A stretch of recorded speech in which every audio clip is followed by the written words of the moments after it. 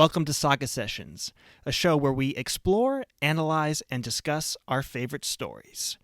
Today's discussion, Nosferatu, directed and written by Robert Eggers, my favorite filmmaker working today. I'm joined today by John and Robert, who saw the film with me, and I think we all enjoyed it. Is that correct? That is correct. I also didn't know he was your favorite filmmaker, so that is an interesting note. You didn't know he was my favorite Didn't filmmaker? Didn't know he had made it to that point, but I can't disagree with you. Of all time. Or just working today? Working today. Working today. Ah, okay. there we go. Valid. Okay. I think my most I'm mostly inspired by Peter Jackson because of his Lord of the Rings trilogy, but I don't consider him working today. That's okay. That's I don't fair. think anyone does. I don't think he does. So, Robert Eggers, it is. Before we jump into Nosferatu, do we want to talk about just our overall thoughts on Robert Eggers' work? As a filmmaker, should we rank our favorite Robert Eggers movies? Starting off with the ranking? Yeah, why not? Sure. I can go first, I guess. So, my ranking is going to be Witch at number 1, Nosferatu number 2, Lighthouse number 3, Northman number 4. Boom. I didn't Listen. that. As a horror-centric man's, I love the Northman, but it's his least horror-y one. That's fair. And it's still great. Don't get me wrong. Okay. These are all very tight. This is a very tight race here. So like, I think technically, when I rate them on Letterboxd, even like they're, other than the Witch, which is 4.5, I think the rest of them are all 4. Okay. But like, that's just how it ranks out in my head. What about you, Robert?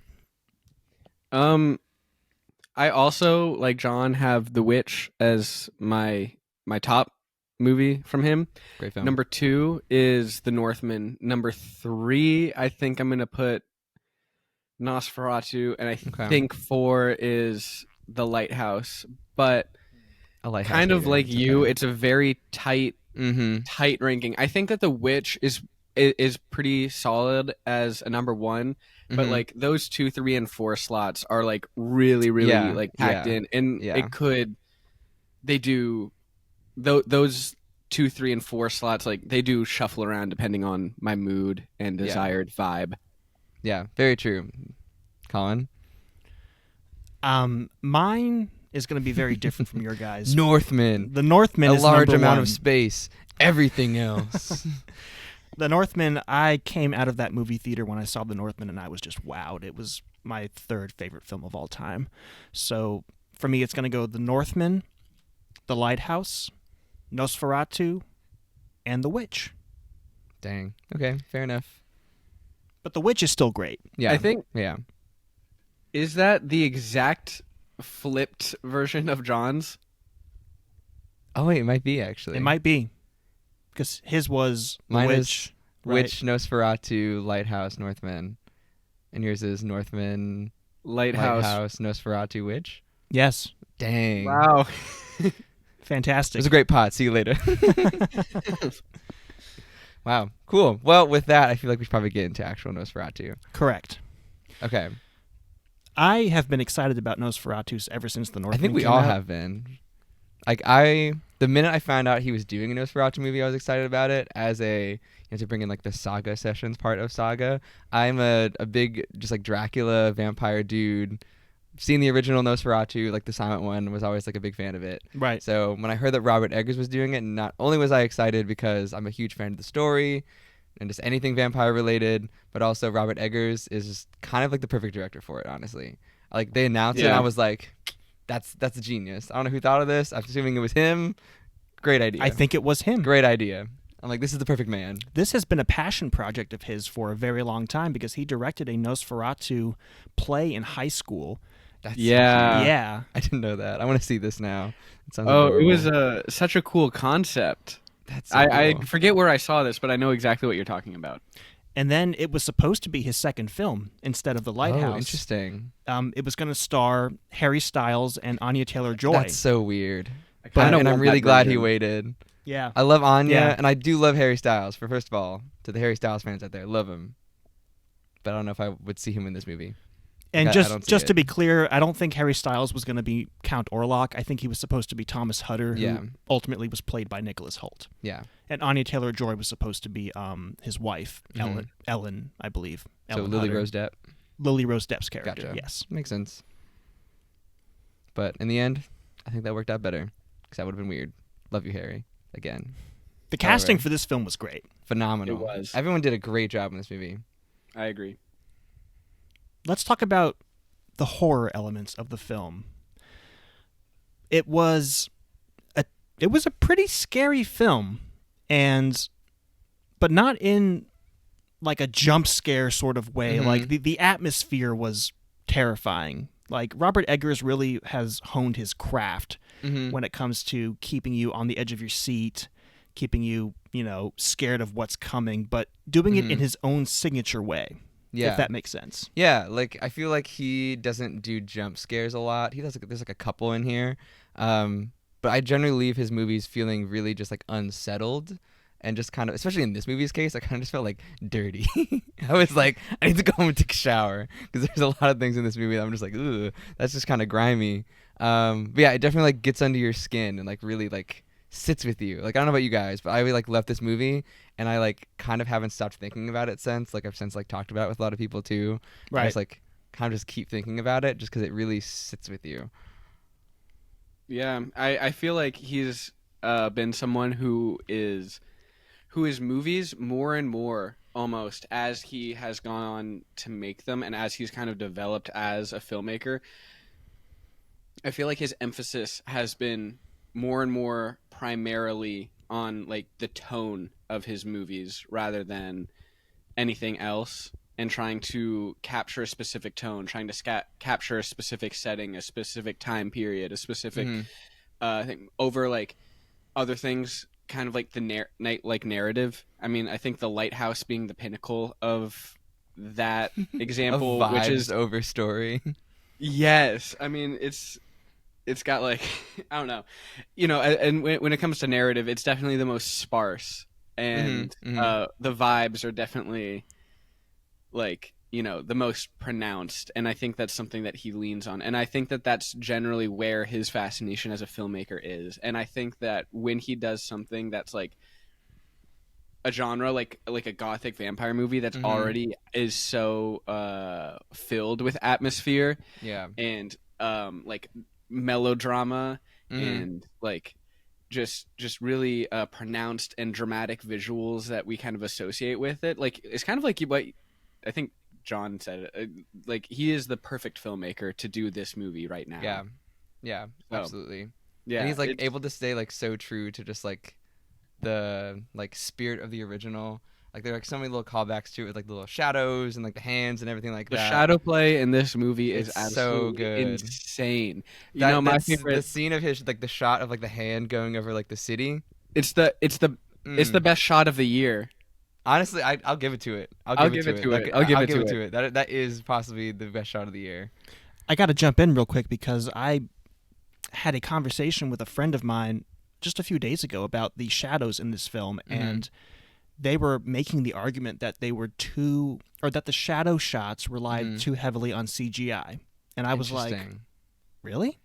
Yeah, see, I don't even know that for a fact because like it could have been CGI, but I couldn't really tell, and I could easily see it being practical because like it felt practical. That's such an early Hollywood trick to like do shots like that. So I think maybe like the one over the town probably had some kind of CGI element. I but feel like that one would have been very miniature. easy to do practically because you just get a miniature. Yeah, that's and what I was then thinking too. And you get a hand, and it's just a shadow over like a miniature. I feel like he built an entire lighthouse for the lighthouse. I feel like this is like well within his scope.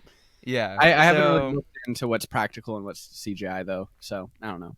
I didn't notice. Me neither. But I didn't come off to me as like too CGI because I was like assuming it wasn't for the most part, and it didn't really come off as it. It didn't feel like CGI to me at all. It all felt practical. Everything felt real in this movie. Yeah, I'm trying to think of like even like a lot of horror movies these days. When people go for like the creepy looking face, they like either stretch it or alter it like in post using CGI to some effect. But Lily Rose Depp, pretty sure that was just her face doing that weird stuff. That was just like, in camera. Throwing her eyes back, just like doing all that weird stuff. I think that was just her really getting into character, which, by the way, shout out to her. She did a great job. Freaky performance. Performance. Well, this is a great transition to talk about the actors and their performances in this film. Lily Rose Depp might deserve an Oscar. Crushed it. Yeah, I was saying this after the movie. We were all talking about it. Lily Rose Depp absolutely deserves an Oscar. Please, Academy, if you're watching this, hi. They're not. Nice to see you. But please recognize horror movies more, especially this movie, because it deserves so many awards. Best cinematography, perhaps? Yeah. I would agree with that. But yeah, like for Lily Rose Depp, the thing that impresses me the most is not necessarily like is mostly just the physicality of her performance, the way that she holds herself, the way that she starts to move and convulse, and the way that she moves and crawls, and it's so creepy, and the way that her like just even her muscle fibers seem to like change a little bit when she like becomes like possessed and stuff. Like it's really, really insane and lived in. And I was watching her like act in the movie, and this thought crossed my mind where like ignoring capability, right? Like if I was able to do all the things that she's able to do in this movie, an extremely hard movie or a hard role to play, I think, just based off of like the subject matter of what her character goes through. Like it's so dark, it's so disturbing, it's so freaky and weird, and the fact that she like goes there so hard, like in the paint, she commits. She's in the paint to like this role that I feel like would be, at least for me, I don't know if I would emotionally be able to do it, even if physically or technically or like skill wise that was something could do. I was like, I don't know if that's something that I could bring myself into. Like, so props to her. I think she did phenomenal. Yeah, she did a great job. And then Count Orlok is Bill Skarsgård. Oh, and fantastic. Is it true? So, Colin, I know you mentioned this. Is it true that like he like had to practice a lot to like lower his voice to that octave? Yes, like naturally. I read somewhere that he worked for quite a while with a vocal coach to lower his voice by a full octave. Yeah, apparently he was like, I was having this interview with him, and apparently like in between takes or like to warm up, he would just like do Mongolian throat singing. Nice. And apparently that was his way of like warming up and getting his voice like to that place. So I'm just picturing him wandering around set just like, ooh. I'm like, oh, there goes Bill. He's practicing. Yeah, I don't think there was any I mean, there might have been a little bit, but I don't think they altered his voice whatsoever with like any effects. I mean, maybe they like added some like echoing effects, but the pitch of his voice I think was all him. I feel like there was some bass added for sure. Maybe some bass. Yeah, maybe some bass, but like it was very bassy in there. It's still impressive. Yeah, obviously, it's wild. like insane. And so was his costume. Like the makeup, this is another. Yeah, this is another controversial element that I wanted to ask everyone of what they thought of his look, just like overall. So by look, I presume we're focusing mainly on the mustache, right? I didn't want to say it, but not necessarily only the mustache. I think all of it, but the mustache is definitely one of the most controversial elements. So early on, when his look was revealed in the film, I was like, I was not buying it. Okay. I was like, what? This is a vampire? But then halfway through the film, it grew on me. And I said to myself, you know what? Actually, I've seen the 1922 Nosferatu, the 1979 Nosferatu, and they went for the same, design for the vampire in those two films. And I appreciate that they tried something different for this version. True. And he stood out as his own thing. Yeah, so it grew on me. Even go ahead, Robert. I was going to say even vocally, because we talked about his vocals. Like I mean, obviously the silent 1922 version doesn't have any vocals or vocal performance, but like the 1979 version, like his voice is very shrill and kind of like whispery, And so I do like my take on my feeling on like the way that they chose to present the character is, or the vampire. I really like it, and I like that they're stepping out of the box and did something different instead of just kind of continuing to do the same thing that everyone was doing before them. So yeah, same. So like my background of being vampire lore man. Like first of all, vampires are like legit just supposed to be walking corpses essentially. They're not supposed to be hot. Sorry, Robert Pattinson, Edward Cullen, all you guys. So I like that he legitimately looked like he was a dude who was like essentially resurrected from the dead. And also for the mustache, this goes to Robert Eggers just being like a very historically accurate man. He was definitely going for that like Slavic man in this era, Vlad Tepes, who, if you don't know, Vlad the Impaler is essentially the historical reference point for Dracula and like the OG vampires. He was like this ruler in back in the day, used to impale people, was a whole thing. But he was rocking a very similar mustache. So I think it was supposed to be like a direct callback to him and like that entire culture. So that's kind of why it worked for me, just like seeing that historical context. But I could see where it could be a little weird for people. But I do think you're wrong if you think that. You know, I read before I even saw the film, I have to admit, I spoiled for myself the fact that he had a mustache because I was online. Actually, I believe I was, here on YouTube looking up review videos, and somebody in the comments was just like, the mustache was terrible. He reminded me of Jim Carrey from Sonic. And Dr. Eggman vampire. And then I was like, man, so they made him look goofy. That sucks. And I think that's why initially I was put off by the mustache because it's a big mustache. It's a choice. It is a choice, that's for sure. But no, it grew on me, and I love the look of the vampire in this film, ultimately. So, no complaints anymore. Amazing. While we're talking about performances, outside of the obvious like Lily Rose Depp and Bill Skarsgård, I thought that Aaron Taylor Johnson did King.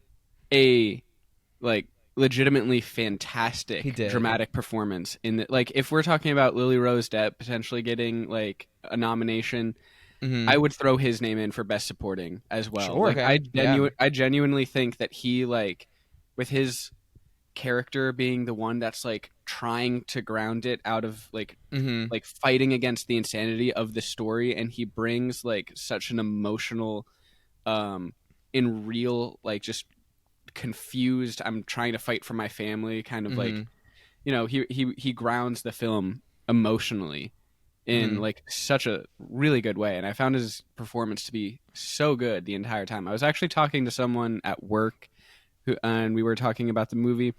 He wasn't a fan of the performance for some reason.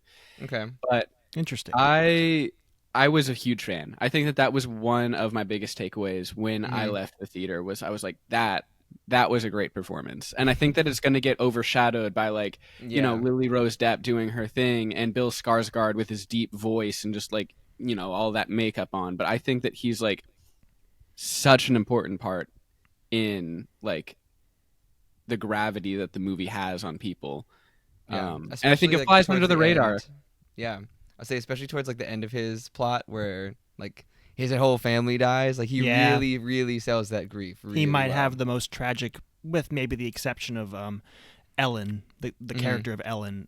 He might have the most tragic arc of any character in the story. Yeah, he loses everything. Really big bummer. Yeah. Big bummer. If only he believed his wife and Lily Rose Depp's character. If only. I don't think there was a single weak link. Believe women. Believe women.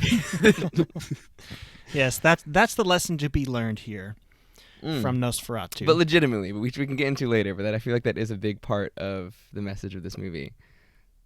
There's a lot of like feminist elements going on in the background, which I really appreciated. Yeah. Now, Robert, I want to ask you, because you were telling me this after we saw the movie, for the first half of the movie, actually, let me back up a little bit, just so our viewers are aware. You are a student of film, so you always look at film from a very analytical perspective. But for the first half of the film, I believe you were not thrilled with what you were seeing. Is that correct? Yes and no. I obviously, it just comes down to, like, I guess my question is, yeah. what changed? Well, I think it comes down to just personal taste. I was watching the first half of the movie is tonally, visually, just like feeling wise, very, very dark, right? It's very persistent.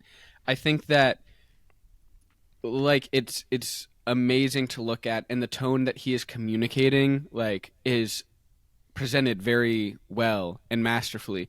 But at the same time, I kind of was in my seat, kind of feeling like, for as good as it was just kind of one note, and I wasn't very thrilled with just kind of like this really bleak and dark like tone, and the fact that that's all that it was. Like, some people don't have a problem. Like, some people don't really need much else because they're like eating that stuff up, which is like fine. Like, that's cool. But I just for my own personal taste, I was just like, I want a little bit more. Like, give me something a little bit more to root for. Give me a light at the end of the tunnel. You know what I mean? Which is why at the halfway point it really flipped for me, because we get that. We've already talked spoilers, but like Nicholas Holt's like supposed death, his character's death, and then he has that kind of like resurrection where he's like comes back, into the town. He's back with her again, and they kind of, that they're going to reunite, or you're at least rooting for them to reunite. Willem Dafoe is a character who, like, because what's happening the entire time, and you're just seeing all these other people be confused and baffled and like trying to throw solutions at a problem that are like never going to work. And so then you get Willem Dafoe's character, and he's actually like tapped into what's actually going on. And there's like, for the first time in the movie, there's some hope. And once I got that, like, it made the darkness a lot more interesting, I think, because there was some contrast to it, and it kind of gave like these discussions about darkness and where evil comes from, like just something to bounce off of, And I started to get incredibly emotionally invested and so excited after that point. Not to like say that anything before that point was like wrong or kind of like, not well done, because what I feel like he's trying to do narratively was very tough, because the fact that there's like so much bleakness in the beginning of the story is intentional, because you find out that this isn't like a curse that's brought onto them. This is a curse that has always kind of existed. And so it's at the end of the movie where we finally get that sunrise, and for the first time we get a little bit of color, because before that, even during the daytime, it's so bleak and gray, because she's finally overcome it. She's finally overcome like the shadow that's been over her life this entire time. And so like narratively, I understand why it starts in that place. And I'm curious that if I went back and saw it knowing how the story is kind of shaped, how that would change my perspective and my feeling towards the first half. But ultimately, for the one viewing that I had, that was just kind of like the motion that I went through while I watched it. I gotta say, leading up to 2024's Nosferatu, I watched the F.W. Murnau Nosferatu, the Werner Herzog Nosferatu, and I also watched Francis Ford Coppola's Bram Stoker's Dracula. That's such a wild movie. Great film. And I liked Keanu Reeves. Best performance of the film. Sorry, continue. But I liked how in Francis Ford Coppola's take on the story, he explains why Dracula or Count Orlok, depending on which adaptation you're watching, has this fascination with the woman. In Bram Stoker's Dracula, it was Winona Ryder. In this film, it's Lily Rose Depp. So in Bram Stoker's Dracula, you understand why he is attracted to this woman, because she reminds him of his departed wife. He thinks she might be the reincarnation of his departed wife. But in the Robert Eggers Nosferatu, and I believe in the other Nosferatus, the ones that came before, they're really, you don't have that connection. You don't really know why the vampire is attracted to her or how they have this strange, haunting relationship or any backstory whatsoever, really. So that kind of threw me for a loop, actually. When the film starts out, 2024 Nosferatu, the film starts out with her meeting him in that prologue and forming that bond. It just kind of came out of nowhere, and it left me wondering, how did this happen? Why is he obsessed with her? And it never really does get explained, and I guess my point for this little rabbit hole is that's probably my biggest complaint with the movie. If I had to choose something, it's that it lacked backstory, and some things like this just didn't make a whole lot of sense to me, but maybe it's just meant to be open for interpretation. Well, I believe in the movie, at least in this one, they say that essentially by getting together with Lily Rose Depp, that he would essentially break his curse or whatever, and essentially like make him not a straight up scary looking vampire guy who can't go out in the sunlight. I need to watch it again. Yeah. Because that's typically like the explanation when it's not going the more like romantic route of like Bram Stoker. It's like the vampire needs this like bride woman character, and like by winning her over and all that good stuff, essentially is able to ascend to another level of power by like breaking their like curse or whatever like that. So I believe this movie mentions that as well, but it's definitely not as like focused on in this movie as it would be in like other kind of adaptations, like the Francis Ford Coppola adaptation. Yeah, because the Francis Ford Coppola one definitely goes more for like gothic romance vibes with a little bit of horror in the background, whereas this movie's definitely like gothic horror, we're turning up the darkness, there's a little bit of romance stuff on the side. Yeah, and I think a lot of that may also come to what we've touched on about like an effort to kind of keep this a little bit more distinct, or kind of going down avenues that other adaptations, because this story has been adapted over and over and over again in multiple different ways, you know, with oftentimes Dracula. Illegally. Yes. Yeah, exactly. Like the OG Nosferatu. That's how Nosferatu came to be. And I think that it may just be kind of like in the same way that Spider-Man Into the Spider-Verse kind of plays with like the nice. This was not planned. This was not planned. I didn't even notice. He's too small on my screen to read that. But like the way that like they're kind of aware that we all know who Spider-Man is and how he is, and so they kind of like do a little bit of like, they have a little bit more fun with the prologue, you know.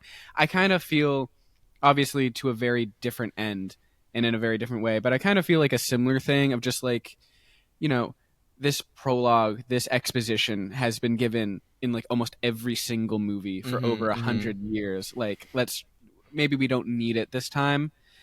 And I think that I kind of appreciated the movie for maybe kind of like making the story go into a little bit more of a metaphorical, like symbolic, archetypal route, rather than it just being like a strict vampire movie.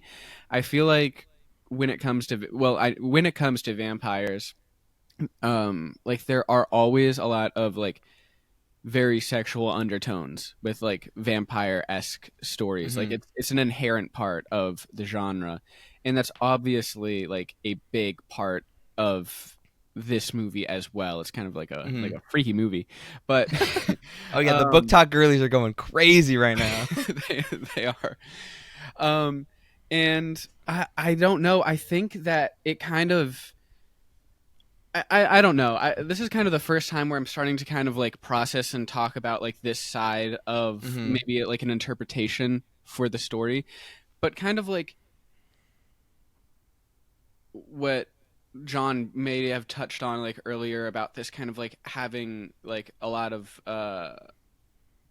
subliminal messages about kind of like women and perception of women and stuff like that. Like, really, Lily Rose Depp's character is a woman who created a sexual bond with this monster, you know, and now she's married to someone else, but who she loves. But, you know, she's got this thing in her closet the entire time.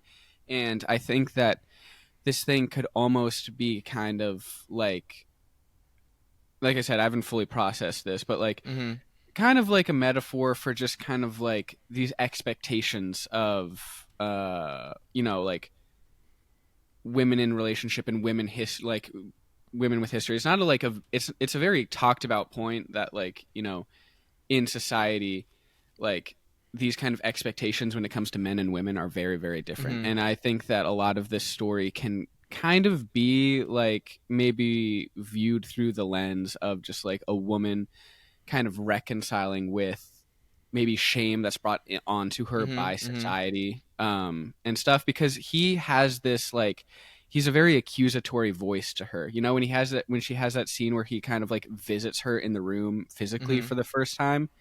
I feel like you see her kind of wrestling with this like part of her that kind of scares her and makes her feel like afraid and shameful, and just like and it kind of leans into this like conversation of just like, does evil come from within us, or is it like something that's put onto us? And him just kind of being like, there's a line that stuck out to me when I watched it for the first time where he goes just like, I'm just an appetite, like I am you. I am like a compulsion that you have, like what I am is inside of you and has been inside of you. And so he's almost trying to like be this thing that corrupts her image of herself, and it's just kind of like about this, I think, rising up from it. I don't really know how kind of like the final conclusion, the final kind of like sacrifice that she makes in the third act plays into this theme that I do think is there, and how it kind of resolves it. But I did think that was interesting. I kind of noticed this as I was driving home from the theater, but there's almost kind of like this like religious imagery being something that's very common in vampire movies as well, especially with the cross. There's almost like this Christ-like narrative and symbolism throughout the entire thing, because how like it's very typical of just like the story being when Jesus was in the grave for 3 days, and this movie takes place over 3 nights. There's thought about that. There's like a whole bunch of stuff where like, and people always say like, in the Bible it talks about like the blood of Christ, and then that being the thing that purifies and sets free. And then in this movie it's her blood that she sheds for other people that ends up lifting like the curse of this demonic, like this thing like that's over and kind of like terrorizing the entire city. And it's a very sacrificial thing, and like the sun rises at the end of the movie. And I don't know, I just kind of noticed there were kind of like little motifs throughout the entire thing about her just being kind of like this sacrificial figure, maybe for women, you know what I mean, when it comes to like this whole thing. She's kind of sacrificing herself so that its shadow is like off of everyone. And I don't really, like I said, I haven't really built this out. It's very underdeveloped ideas, but I just kind of was like, this is off like the dome grasping right at, now. I was finding pieces and straws, and I was like, oh, that's kind of cool. Like that could be a thing. But yeah, I thought that was so interesting. Yeah, so I feel like this like goes well into my thoughts earlier about the kind of like feminist messages and metaphors in this movie. So I kind of want to get into that a little bit. So speaking of Lily Rose Depp's character and like the different adaptations, Robert Eggers said in an interview, I don't remember which one it was, but he was like, he really wanted to make Lily Rose, what is Lily Rose Depp's character's name again? Ellen, like really wanted to make Ellen more of a focused character in his version, whereas in other versions, they're just kind of there to be the sacrifice and like be essentially an object of desire for the men in the movie, whether it's Count Orlok or her actual husband. Where in this movie, the narrative makes her much more of an actual character that's like making her own decisions and like has a much more like actual influence over the story.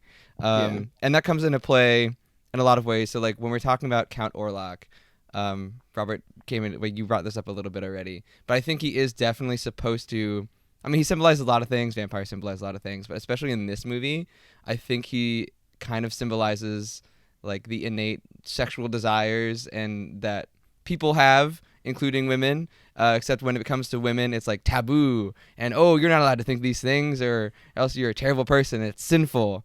So I think that's why we see that connection made at the beginning of the movie, and it's like semi-unexplained, just because like at some point in all of our lives we like kind of get these taboo sexual desires, and except in her case, especially in the time period that she was living in, she's been forced to repress these feelings and feel shame for them, kind of like Robert was talking about before, which kind of leads into this whole idea and messaging around like women having to like repress their desires, and us viewing them as these like non-sexual beings that like aren't allowed to like do anything sexual, or else it's like sinful and bad and you're a terrible person. But then also goes later into the movie when she's experiencing like these fits, and she's trying to tell people that she's like has this connection, that she has like this demon, and basically everyone is like, you're just crazy, you're a woman, what do you know, you're just like having a fit, we're just gonna tie you down to the bed and you're gonna be fine, we're gonna bloodlet you. And it isn't until like another man comes in this case Willem Dafoe, and is like, no, actually she's right, and they're like, oh, she was right this whole time. Yeah, you're right, man. So I think there's a lot of like, definitely a lot of messaging and like interplay in terms of just like looking at feminism and like how society treats women, not only in just like Count Orlok being that symbol of like sexual desire and everything like that, and how that's kind of been made to be taboo, but also just like how her condition is treated, where just like everyone ignores it until a man comes into the room and decides that it's a problem, and like especially like when her husband comes in, like that is another whole reason why everyone cares about it all of a sudden. And at the end of the movie, which is a really interesting thing that I was talking to one of my friends about, it's kind of left open just based on like how the shot is set up, and also Lily Rose Depp's performance, if her sacrifice at the end is really a sacrifice. Like, is she doing it because she has to like sacrifice herself, or is this her finally like embracing her inner desires, which she realizes like really aren't that bad? Because at the end, it's really hard to tell whether she's like, oh my god, I'm dying, this is it, R.I.P., or if she's like really embracing this as like a happy-ish moment of like embracing her true self. Like, it's very much left up to interpretation if that ending is like her sacrificing herself because she has to do it, or her finally deciding that she needs to like embrace this part of herself because like she does legitimately have these desires, and that's fine, and she's gonna embrace them because that's what you should be doing. Yeah, I think that's just like a really cool element of the movie. So I don't know if anyone has thoughts after that quick rant. I got nothing to add. I thought that was not something that had occurred to me before. Very deep, and well said. Oh, thank you.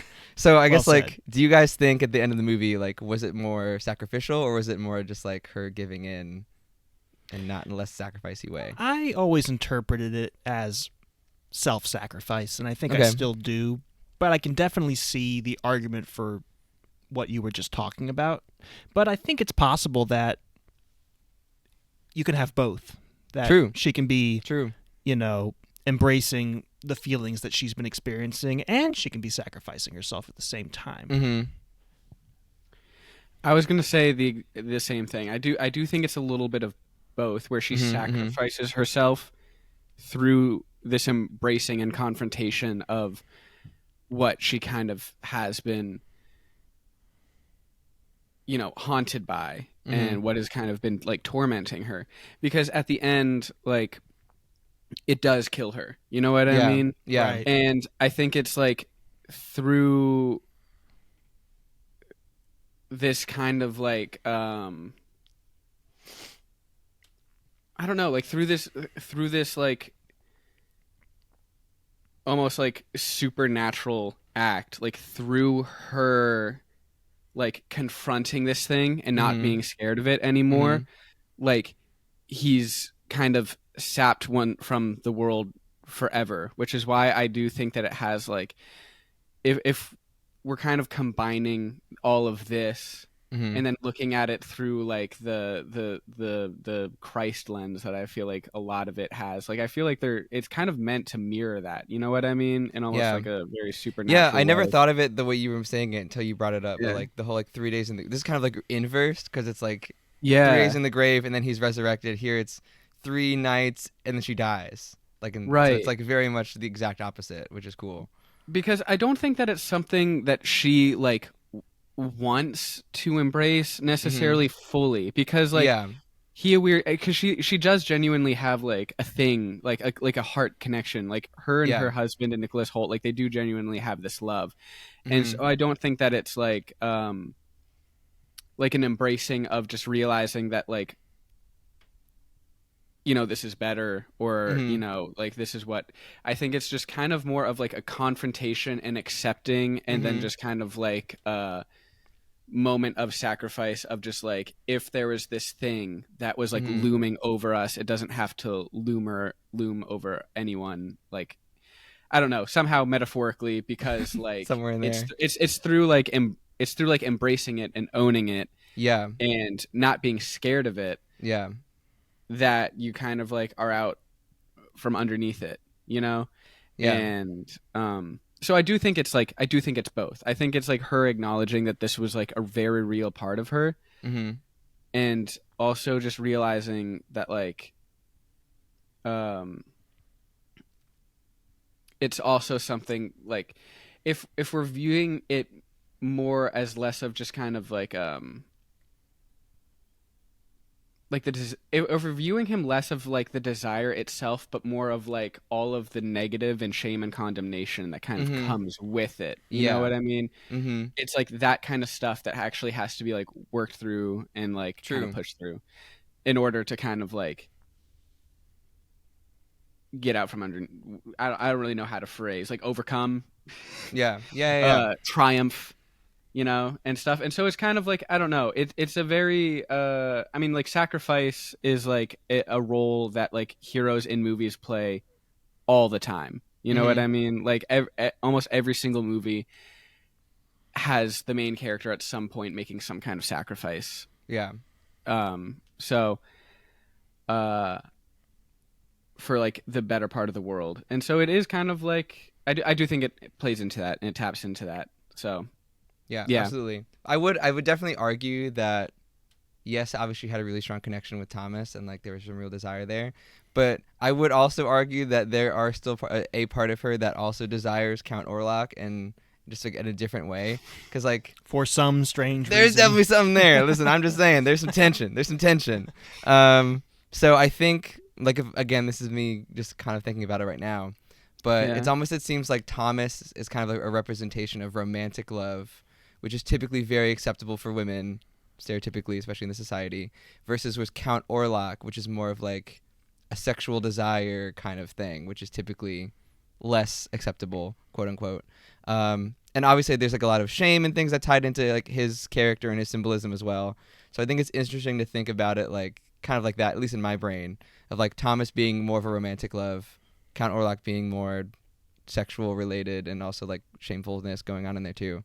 So I don't know, that's just an interesting way of separating it in my brain. I don't know if that makes sense to anyone else. Yeah, I'd be very curious to kind of see how like these thoughts kind of like settle after like a rewatch or two, you know? Because like when you watch it, I don't know, like I've only seen it the once, and this is the first time that I'm kind of talking about like this whole like theory and symbolism and the like. So I'm very actually curious, and maybe like there's an extended cut of the movie coming out on Blu-ray. I was just going to mention that. There is, yes. Yeah. Robert Eggers announced that there will be an extended cut on the Blu-ray home release. Yes. So that's awesome. Stay tuned for. Do we know how much longer it's going to be? I haven't been able to find any information really care. on that. I'm sat. I'm eating that up. Robert's gonna be like, it's another hour of pure darkness. No, no, please. I want it to be like 2.5, like 3 hours long. Yeah, no, like me too. Like a vampire epic. You know, like that. I would love that. Yeah. I would love that. No, but that's like one of the reasons I love this movie so much, is that it's definitely stayed with me, and just like I've just like continued to kind of chew on it, and because like especially for me, I think like her dying at the end, it's just like, it is kind of confusing what that means for like the symbolism and everything of everything. And also the cat, because me and Robert, we talked about this at the end of the movie, where the cat comes out, and we were like, this means something. So I don't remember the cat. I was like, this was bouncing around my brain, because like if she's a cat, Count Orlok has a lot of mice And so like that's Rats, very much a like yeah. cat versus mice symbolism, and like he's dead at the end, but the cat's still alive.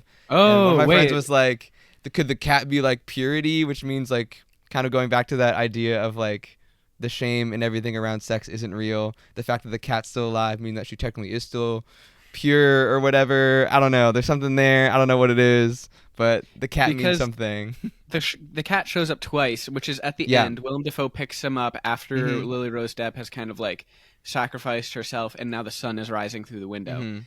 And then he picks up the cat and stares at it, and then the movie ends. And the only other time that I'm recollecting the cat making an appearance, or at least people commenting on it, is when Willem Dafoe comes in and he remarks, he's like, "Oh, there's a cat here. Whose cat is this?" or something like that. And then that's right. Lily Rose Depp says something along the lines of, like, she is nobody's, like, that's property. right, because like no one owns her. No one owns her, or something like that. More feminism. More feminism. And as we all know, dogs are boys and cats are girls. Yeah, so, exactly. You know, exactly. Honestly, there's something there. Yeah. Yeah. So the cat means something. The cat. Leave your comment in the comments. What does the cat mean? What does the cat mean? What does the cat mean? It does. We were talking about this briefly, and this is such a quick little tangent, but like that his movies always have like a prominent animal. True. Like in The Witch, you Black had Phillip. Black Phillip and the rabbit. That terrifying looking rabbit. The Lighthouse, you have the seagull, right? And the lobster, sort of. Yes. You like me lobster. You like me You lobster. like me lobster, don't you? And then the Northman, the fox. The fox. Yeah. I'd say the fox. And also, one could argue that Alexander Skarsgård is an animal in that movie. Oh, very true, very true. And also a common thread of at least most of his movies, I think except The Lighthouse, which we also talked about this, is child death. Yeah. Every movie supports child Any movie dies. that has a child, they're done. If you're in a Robert Eggers movie and you're a young child, watch out. Watch your back. He's coming for you. Or don't. It's worthless. He's murdering you. Or There's nothing. Baby dies. Spoilers for other Robert Eggers movies. There's a baby who dies in The Witch. Lighthouse, you're safe. There's no. Every single child dies in The Witch. That's true. Yeah. Literally every child. Well, except the main one at the end. She's alive, but she's a witch now. Yeah. And in this movie, the twins die after doing their very ominous prayer in that one. Literally a stray. They what happened? They were catching strays. They were catching so many strays. Okay. Yeah. Northman. Yeah, so there's a couple of things I wanted to just throw out there real quick before we wrap up, and that is, I think it's been announced that Robert Eggers has offered Willem Dafoe roles in his next 2 films. Yeah, he was like, I offered you 2 roles. Yeah. That was so funny. Willem Dafoe kills it every time. He's great. I love that guy. They're a great team. Keep coming back. Another thing that's interesting about this take on Nosferatu is vampires now suck blood from people's chests as opposed to their necks. Which I thought was also interesting. Yes, very interesting. I don't know if there's any like lore behind that. That's my lore expertness is failing me. But it could also go back to the whole desire symbolism. Possibly. Like, that usually comes from like your heart, your chest area, quote unquote. That's where, your love and desires come from. So maybe that's what that's playing into. I don't know. But it was interesting. And, I mean, why not throw this out there? We're talking about Robert Eggers. Supposedly, according to an insider, his next film is going to be a remake of Labyrinth. Whoop, whoop, whoop, so, if that's true, that's something to look forward to. I'm excited. That is going to be a wild movie. Wild. That is going to be a wild movie. Unlike with Nosferatu, where I'm like, this is the perfect person. And when I heard about this, I was like, that's a weird choice, but I'm here for it.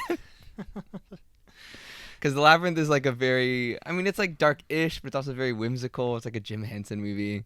But I don't know. I'm here for it. It won't be whimsical once he gets... No, absolutely. I cannot imagine there being any whimsy. So no whimsy in this man's body. I was theorizing who could replace David Bowie, and I would like to put on record my official desired take is that Robert Pattinson comes back in and works with Robert Eggers again. And he could do it. And is David Bowie's character in that movie. I think he'd kill it. He'd be great. Wait a minute. Are we talking about Labyrinth like from the 80s? Or is he remaking that? Or is he like doing a play on like the whole labyrinth like Greek myth. No, well, I know that like one is David based Bowie off the other. Labyrinth. He's like leaning on that more. Yes. Oh, yes. that's different. Oh, Now, that's just so to- different. I gotta throw it out there. The rumor or the report, I'm gonna call it a report, has yet to be confirmed, but it also has yet to be denied. Oh, correct. So true. Beautiful. It's a great space to be in. A great space to be in. So I can only just hope it's true-ish. I don't know. It'll be interesting. But I'm pretty sure Robert Eggers has also said he doesn't want to do any like IP related movies. Yeah, so I it don't seems want him to weird. get sucked into the world of remakes. Right, I don't want to either. But like, if anyone was gonna make a cool Labyrinth remake, like it'll definitely be an interesting take For sure. So I don't know. I'm here for it. Bring back Robert Pattinson. Bring him in. I will great. say Give one him a thing. Fushigi ball. Little closing remark, but I was talking about this with the other friend at work. Is that Robert Eggers, like his movies are weird. Mm-hmm. We're all gonna like stand on that. Yes. Right. Yes. Sure. And I think especially that this it's movie. so interesting because out of all of the movies that he's done, I feel like this one has gotten the most like mainstream attention. Mm-hmm. And I think it's so interesting to see like mainstream audiences Yes. like interact with kind of like sitting the theater we were in was pretty full. Yes. I just remember Correct. sitting next to this mother and daughter, which don't bring your parents to see this movie. No. Don't do that. Anyway, and just hearing the little comments from the mom like under her breath like throughout the runtime No. was so much. It just added a little layer to it, and I don't know. It's so. It fun to has see been that. wild to see like the response to this movie because like I said earlier, Book Talk. So to explain for those who are out there who are less online than me, Book Talk is the section of TikTok filled with people, mostly women, who are really into their books, but like generally like romance books, their smut, if you will, occasionally. And they're like eating this up. They're like, oh yeah, Count Orlok is great. He's so hot. And I'm like, you know what? I can kind of see it. So this movie ended up being a movie for the freaks. Shout out to the freaks. We embrace you here in the podcast. It's been great to see the response from that section of the internet, just simping over Count Orlok. So This movie great. already has made more than any other of his films. Wild. Yeah, Oh, I really? mean, this is one that like most people will be familiar with some way or another. Not necessarily Nosferatu, but like the story of Dracula. So I think it's definitely. I don't even know if I would say it's his most accessible film, but it's definitely the one that's gonna pop up on most people's radars. I would say. Mhm. Yeah. The marketing was a lot better for this movie than like his Definitely. other movies. Like it was a lot more prominent. They were actually showing it like Mhm. in theaters before, like it was like a really prominent preview like in front of other movies, which typically wasn't the case. Yeah.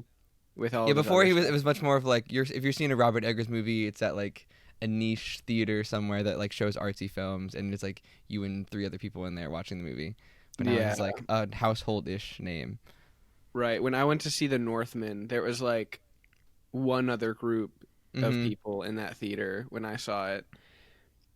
And kind of same with The Lighthouse too. Yeah. Yeah. I will never forget seeing The Northman in theaters, coming home and just I want to forget that. We're just going to talk for another hour. My about man The was Northman hyped. now. yeah. John and I were doing a different podcast at that time. Mhm. I think Robert was on that episode as well.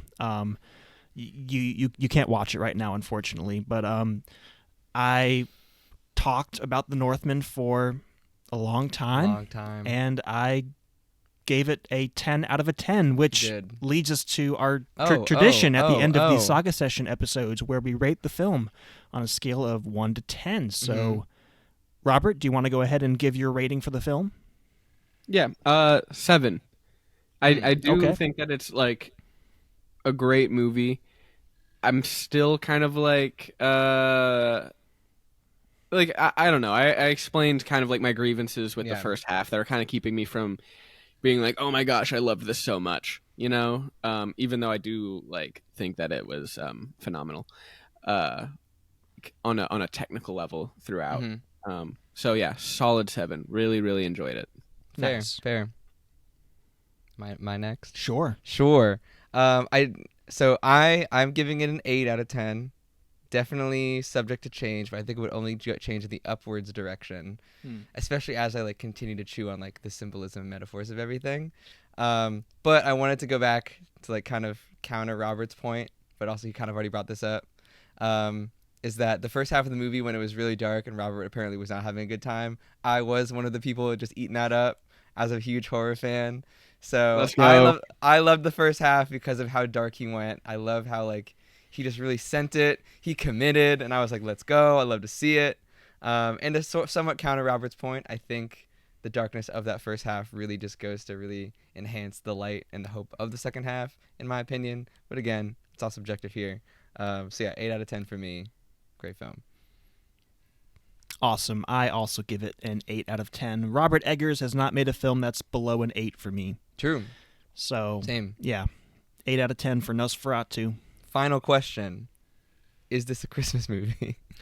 I mean, they do mention Christmas at least comes once. Up. They say it.